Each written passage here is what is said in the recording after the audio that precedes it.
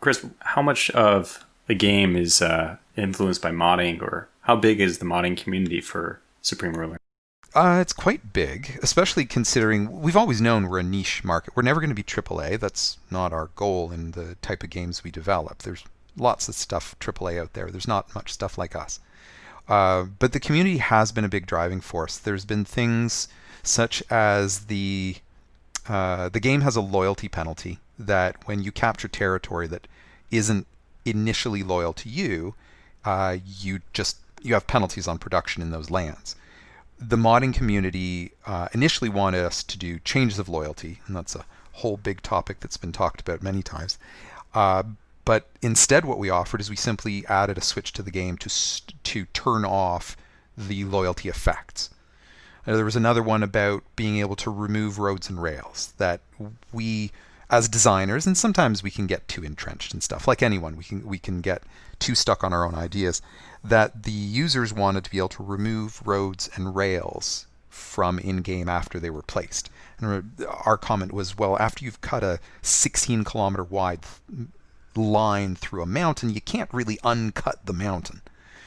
But for gameplay reasons, there was no reason why we couldn't make it optional, so we did. After a user sort of found the UI pieces, they made an initial version of it. We saw how it worked, saw that it wasn't causing us huge problems, and then we simply brought their modifications back in.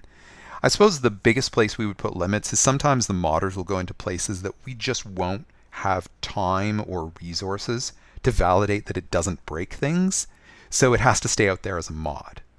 But yeah, we get really good contents from the modders. Even nowadays, like Supreme Ruler Ultimate is now 6 years old.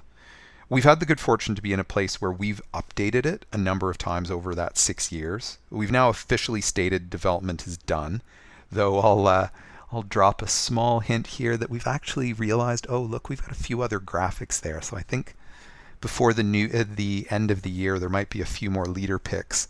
I have the feeling there's been some important election recently that might warrant an extra face added to the game. So, but yeah, so we've had all this 6 years. It's 6 years since that game has come out, and just over the last 2 to 3 weeks, a new user showed up on our Battlegoat forums and has started making all sorts of user interface mods, which to me is one of the hardest things about our games to mod, because that builder tool that I talked about that we use internally, that is one piece we've never made public. It is considered proprietary technology for us. That's the one piece we protect.